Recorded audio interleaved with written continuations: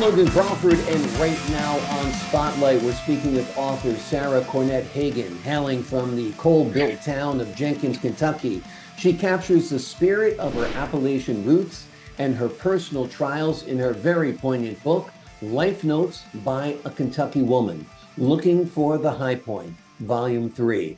Drawing inspiration from her cherished home, Still Point, her works range from introspective philosophical writings to rich poetry that captures life's varied patterns and wonders. We are delighted to have this very talented author join us here today on Spotlight.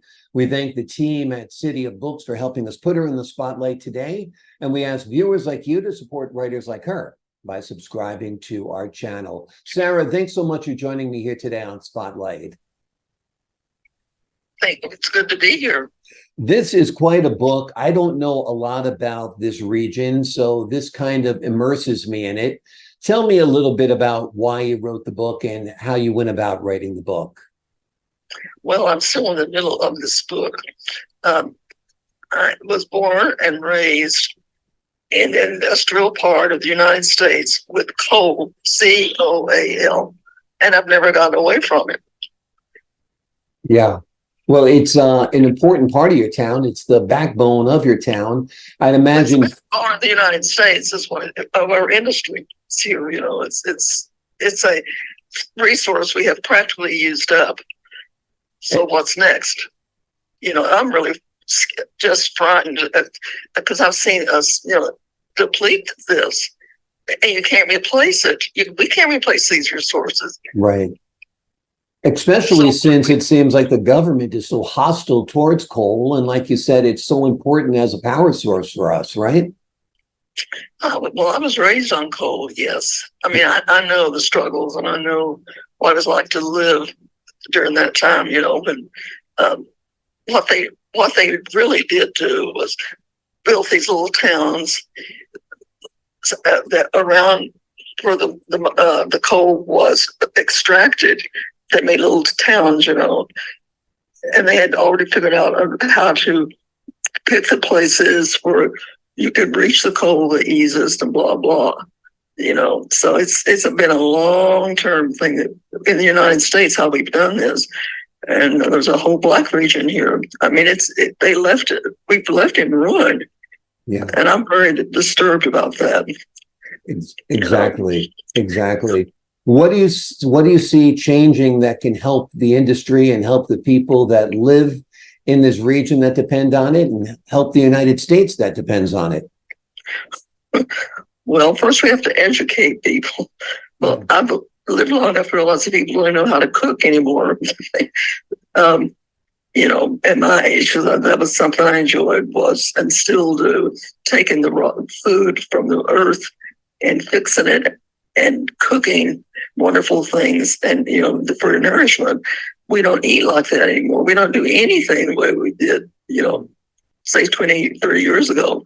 So I don't personally do not see how we have to start with the young people. We have to start with the kids in grade school, but need to teach them how to eat, how to cook, how to fix things, how to go back to natural eating without all these additives. That's killing us, the people in the United States, well, worldwide probably, but especially the United States, because nobody goes to the kitchen and cooks raw food anymore. They take it out of the package, they do, mix with something, but it's never like going and doing it yourself. So that I've lived long enough to see that myself. So I don't know where this will end up, but I know we need to address it, and we need to start educating the children. Absolutely. Tell me a little bit about your writing career, the books you've worked on, the books you've published. The theme seems to have found me. The books I've written all end up about coal and about the earth and about feeding the masses, about nutrition, about how to protect things, how to take care of ourselves, how to honor, the earth as such, and that kind of writing. That's what I generally write about. Yeah, yeah. And this is volume 3. So you have 2 other books in the series of Life Notes by a Kentucky Woman? Yes, they're all. When I once started, I mean, I've written lots of things that's been submitted to places, but this is my own stuff, and I've been writing for many years, as you can tell. But it's a continuing story. This is when I really realized what I was doing. I kept writing the way I see things, because life does change, and not always for the better. We don't know. And every individual should look at their own life and the direction it's taking, and try to leave something that is really worthwhile, because you're not going to be here very long. None of us are. Yeah, absolutely. Absolutely. So I'm trying just with myself. It's just my personal journey, and I'm just one of millions of people. But we need to really think about how the mark that we're leaving on the planet. Absolutely. So, anyway, to tie all that together, I've written about all kinds of different things, but that's the way my mind works. So. Yeah. Well, your mind works in a good way because your writing is wonderful. 2 of the poems that you've written have received a lot of recognition. One is Blackberry Heaven, and the other is Colors of Life. Could you tell us a little bit about those? Well, I could, and I'd have to hear him repeat it, because I wrote those 2 a long time ago. Mm-hmm. The poetry itself, but I always write nature poems, things I see with my own eyes. And the planet, I have that real feel for being on the planet at this time, and the planet is very alive to me. The animals and everything, what I've lived with them personally. I've read enough about things, so I can sort of see the ties of the whole planet. Yeah. I get that feeling, and we are dependent on one another to make a better world.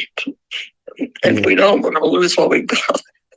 That's the scary part to me. Exactly.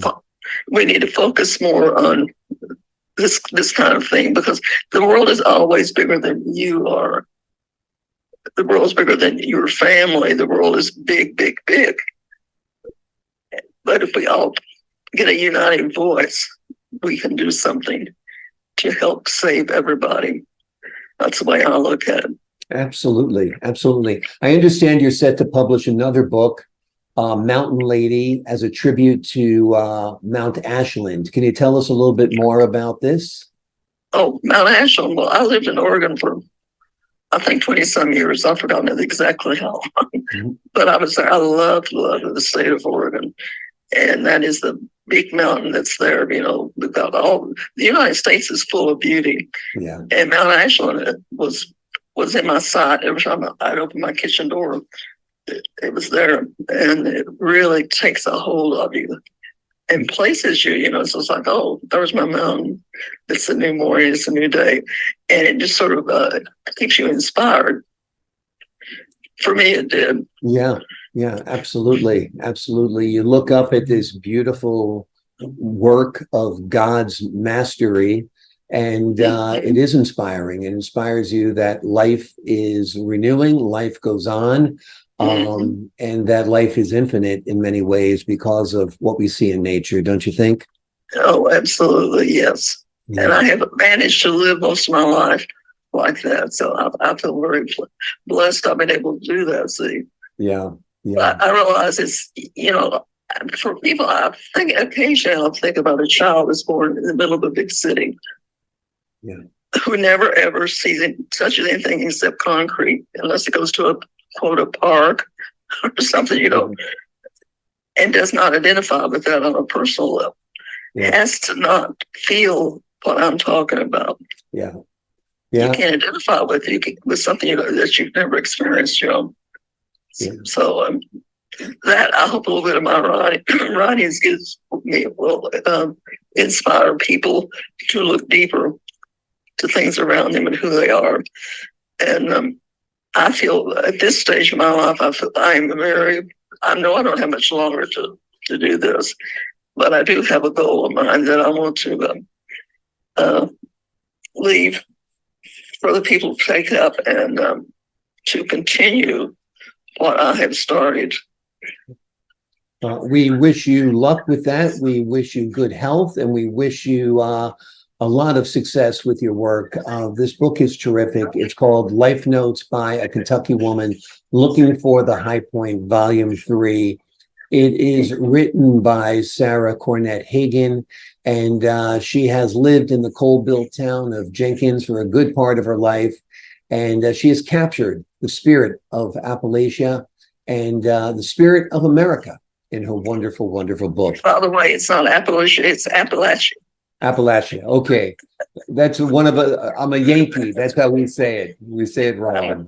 I know. But see, that's the thing I laugh about, because I hear people say things, I think, no, I haven't lived there since I was 17, but I know the language is, it's a deep part of you. Yes. The sounds you heard as a child Exactly. will stay with you. So, and most people do mispronounce that. So yeah. Okay. I forgive you. Okay, I appreciate that. Thanks so much for joining us here today on Spotlight, Sarah. You are so welcome. And to the folks at home, I'm Logan Crawford, thanking you for your time this time. Until next time on Spotlight.